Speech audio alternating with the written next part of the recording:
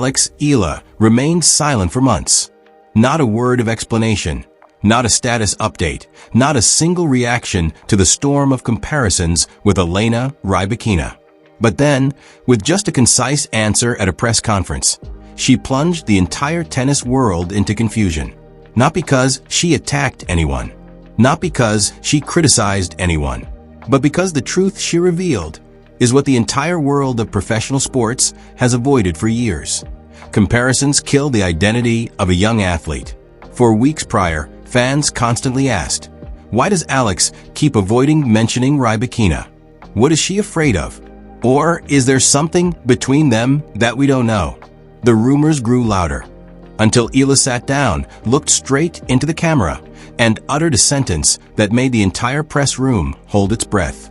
Respect is a two-way street, and it's hard to grow in silence when comparisons keep defining who you are, not what you've achieved. That was it. No raised voice, no anger. Yet it exploded like a bomb in the middle of a match that had only just begun. From that moment, social media erupted. Those who once thought she was weak started to reconsider. Those who thought this was just media drama fell silent. And even those who didn't care about tennis had to stop rewatching the clip that was only a few dozen seconds long. But there is a truth few know. Eala's reaction was not a spontaneous burst of anger. It was the result of years of being compared, of being seen as the faulty copy of a champion. And at that precise moment, she chose not to be silent anymore, not to start a war, but to reclaim ownership of her own narrative. So what really happened behind the scenes? Did Rybakina respond? And how will Eala's career pivot after that shocking declaration? This video will not only recount the incident, but will take you deep into the psyche of an athlete forced to mature under pressure that isn't her own. If you care about what has never been revealed, join Pro Tennis 360 to uncover the story. And if you love tennis, subscribe to the channel to not miss other backstage truths. The misunderstood silence, the smoldering fire behind the nods. No one remembers the exact moment Eala started avoiding mentioning Elena Rybakina. Because it didn't stem from a noisy incident. There was no off-court clash, nor any statement that made headlines. It was merely polite nods, forced small smiles in post-match interviews, and then a long, persistent, puzzling silence. The media began to notice. Why was Alex, a promising young player with admirable technique, so flustered whenever Rybakina's name was brought up? Why did her eyes often look down when asked about the reasonable comparisons between a rising star and a Grand Slam champion? Some sports commentators suggested it was the reserve of a young person facing the way to fame. But the truth, according to insiders, was much more subtle. It wasn't fear. It wasn't insecurity. It was the feeling of being distorted. Alex once privately confided in a close coach, "Everything I do is weighed against someone I never tried to be." In the professional sports world, where athletes live under the spotlight almost 24/7, saying nothing sometimes draws more attention than a strong statement. And Alex knew that well. She chose to remain silent, not because she had nothing to say, but because she hadn't found a way to speak the truth without it being twisted, cut, or affixed to sensational headlines. That silence, over time, became a double-edged sword. It protected her from controversy, while creating a void for others to fill with speculation. And the media, as always, never missed an opportunity. What Alex didn't anticipate was that every time she refused to comment, every time she avoided mentioning Rybakina, it only made fans believe there was a secret drama. The turning point at the press conference. One question, one act of defiance. The pivot of this story didn't happen in a final, nor on a cheering court. It came unexpectedly during a seemingly routine press conference. Alex had just finished a relatively easy round, and the press corps expected nothing more than a few remarks about the match, tactics, and fitness. But then a question rang out, light, seemingly innocuous. "Alex, do you think you will reach Elena Rybakina's level?" It wasn't the first time she had heard it. But this time, the direct lights, the mic close to her lips, dozens of cameras awaiting her reaction. It all weighed down her heart. It was no longer a question. It was an affirmation. "You're not good enough yet." A reminder that every achievement she earned was merely a reference point, compared to someone else. The air in the room froze. Alex smiled reflexively, but in her eyes, something had changed. And then, as if held back for too long, she exhaled slowly and responded, without harshness, without malice. Comparison is the easiest thing to obscure differences. But difference is what we have built our careers on. The answer wasn't in its length, but in its implication. She had just refused to be someone's version. And at that moment, the line between silence and speaking up was blurred. The clip was only a few dozen seconds long, but spread like a virus. Since that moment, Alex was no longer just a potential player. She became a symbol for young athletes struggling with their own identity amidst a storm of expectations. Not because she spoke loudly, but because she chose the right moment not to be silent anymore. The conflict erupts. Fierce reactions from the crowd and experts. Less than 24 hours after the statement, social media exploded. Twitter, Reddit, TikTok. Eala was everywhere. But this time, it wasn't highlights of a beautiful forehand or an incredible save. It was sensational captions. Eala throws shade at Rybakina. New tennis goddess is rebelling. The clips were replayed repeatedly. Comments were divided. Half called her brave, daring to break the silence to assert herself. The other half accused her of being aggressive, using the senior player's name to garner attention. Not only fans debated, but commentators also jumped in. A veteran expert from ESPN commented, Eala is playing a different game, not on the court, but in the media. And not everyone has the nerve to win there. Another writer from The Guardian wrote cryptically, Rybakina isn't speaking up, but she doesn't need to. The silence of a champion carries enough weight. But that very silence placed Eala in a more difficult position than ever. Every subsequent action, from how she greeted the audience to her expression during warm-ups, was scrutinized. Public opinion seemed to split into two fronts. One side supported her honesty, the other waited for her to stumble. And then, even those who were once supportive began to hesitate. An anonymous coach revealed, we protected her for years from public pressure. But today, she just opened the door for everything to rush in. The question is, can Eala control the aftermath of that decision? Or will she be swept away by the very wave she started? Holding the line, when every match becomes a psychological test. No one looked at Eala as just a young player anymore. Every one of her serves now carried the weight of thousands of comments. Every step, every point won, was referenced back to the Rybakina narrative. She was not just competing. She was living in a prolonged dialogue with public opinion. At the next match, the stadium was packed, but not to see her technique. People came for the drama, to check her reaction. Some whispered, will she make another statement? Others mocked, let's see if she can win without mentioning anyone else.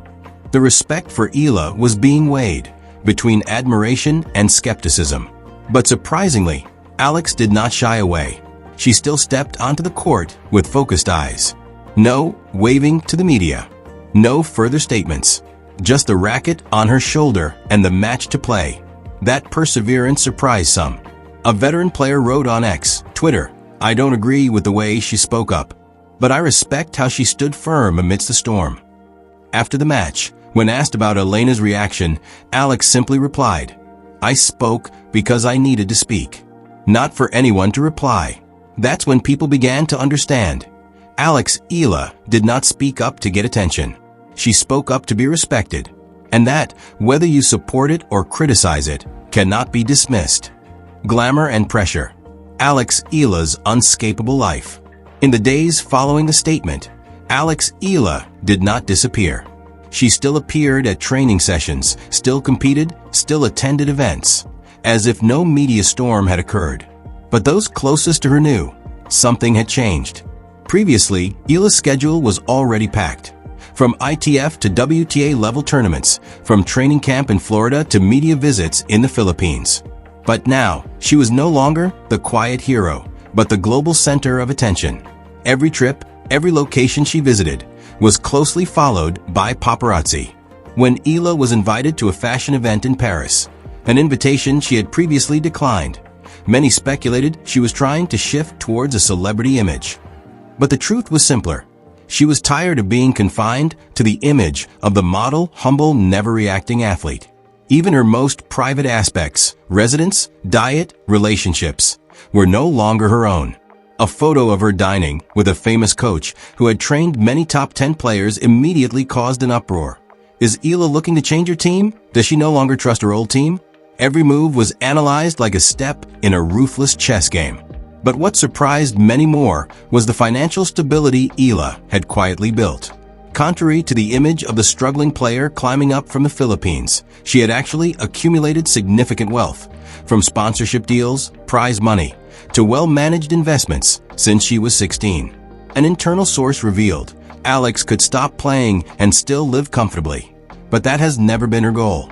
Her wealth didn't come from flaunting it, but from control. She didn't need to prove it through designer bags or sports cars. She proved it by deciding for herself when she would speak up, and for what reason. The shocking plot twist. Elena Rybakina's response changes everything. When the whole world awaited a fiery retaliation from Elena Rybakina, who was pulled into the storm without saying a word, her reaction was surprising in a completely different way. No press conference. No rebuttal clip. No cryptic status update. Just a brief statement, released via email to major news agencies.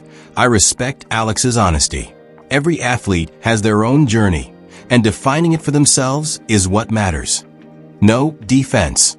No emphasizing her position. No attempt to prove who was right or wrong.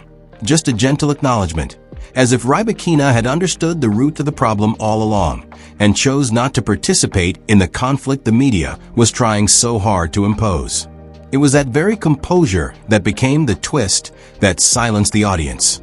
Because if Rybakina had counterattacked, the story would easily have been categorized as a tennis catfight, two female athletes sparring in the press. But her refusal to play by those rules gave the situation more depth. And thanks to that, people began to see Eala's words not as an attack, but as an act of demanding the right to be different. When a champion doesn't feel offended, does the public have the right to be angry on her behalf? A sports media analyst at Stanford commented, "This is a classic example of micro-rebellion, a small revolt with a large effect. Not by the fist, but by sincerity.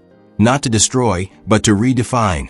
From that moment, the tide of public opinion began to turn. People stopped asking, who is right, who is wrong, and started asking, why did we compare them in the first place? A universal truth. When Alex's story becomes everyone's. When the media storm subsided, what remained was not drama, but empathy. In the following days, social media saw a surge of articles, reaction videos, and podcasts discussing not tennis, but silence, invisible pressure, and personal identity in the modern world. Students, people in the medical field, young artists, all shared stories of being compared, being weighed, being measured not by their own abilities, but by a template no one chose. And when they reheard Eala's words, especially the quote, "It's hard to grow in silence when comparisons keep defining who you are," they saw themselves in it. This transcended a press conference or a tournament. It became a silent movement, a way for young people to assert that they are not flawed versions of anyone else. Alex did not plan this, but by daring to step out of her comfort zone, she inadvertently made a generational statement. A writer for The Atlantic compared her to the Simone Biles of Asian tennis, not for achievements, but for the courage to overcome stereotypes. Another fan commented under the video, "Thank you, Alex." Finally, someone said what everyone has felt but didn't know how to express. Eala's silence was once her armor, but when she took it off, she didn't become weak. She became more real than ever. Behind statement, the value of a self-written story. In the shadow of the controversy, few realized one thing. Alex Eala was not only under pressure from the public, but also from the very people who once protected her. Media consultants advised her not to say anything more. A few brands temporarily halted campaigns. Representatives suggested she stay quiet until things calmed down. But she did not back down.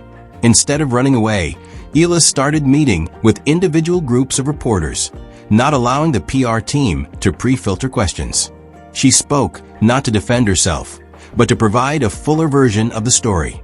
About the time she was rejected from invitations because she wasn't famous enough yet.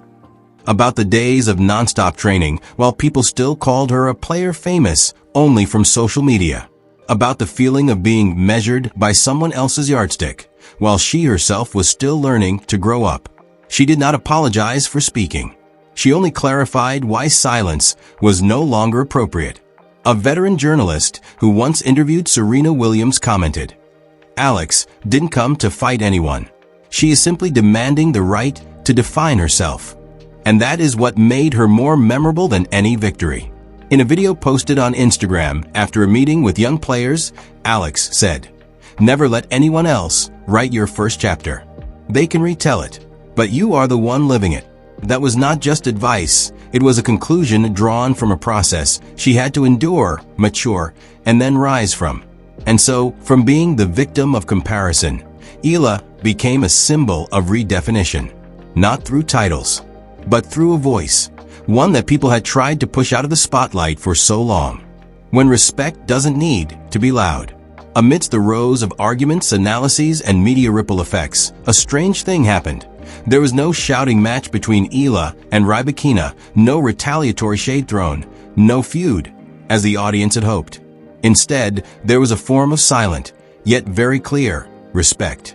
At a tournament in Europe, weeks after the statement, both were scheduled to compete in the same draw. The entire stadium nervously awaited the moment they would meet. Perhaps a cold glance, a perfunctory handshake, or at least some awkward display. But no, they exchanged a calm look, shook hands according to protocol, and continued their respective journeys. No more, no less. And there, the audience understood the most important thing. You don't have to like someone to respect them. You just need to acknowledge that their journey is different and has its own value. Respect does not come from agreement. It comes from understanding. And sometimes it is as quiet as Eala's own silence used to be throughout her early career. That silence is no longer her shield. Now it is an active choice. She doesn't need to be loud to clarify her position. She did that through the way she reacted, gentle, determined, and independent of anyone else's response. At age 20, Eala learned what many athletes take an entire career to realize. You cannot control how the world sees you, but you can absolutely control how you see yourself. Truth doesn't come from winning, but from daring to confront. Looking back at the entire journey, from the early days of being called the player of promise to becoming a symbol of resistance, perhaps Eala never planned the moment that defined her career. There was no PR script, no brand campaign, just a very human moment where a young athlete was forced to choose between continuing to be defined by others or writing her own story. And the strange thing is, the biggest victory didn't happen on the court. It happened where the silence was broken, where the voice of someone once considered too small to fight back suddenly resonated and forced the world to listen. No apologies were needed. No defense was necessary. No one needed to speak up for her. She only needed one truth. Every journey deserves to be told in its own way. Tennis is a sport of scoring, but fame is not measured by rank. It is measured by your ability to dare to be yourself, even when the whole world wants you to be someone else. And for Eala, that truth may not bring her a trophy immediately, but it opens up something more important. A space where young athletes can be human, not just a brand. You may not agree with the way she chose to break the silence, but ask yourself, if you were compared throughout your entire youth, would you have the courage to speak up, knowing you would be criticized? And if you have ever felt drowned by expectation or lived in someone else's shadow, then Eala's story is not just a tennis drama. It is a reminder that you don't have to apologize for wanting to be different. Let this story live on not just in the headlines, but in how we look at young people, silence, and the power of being heard. And if you want to continue exploring the dark and bright sides behind the world of professional tennis, subscribe to Pro Tennis 360. Here, we don't just talk about the match, but about the human beings behind every shot.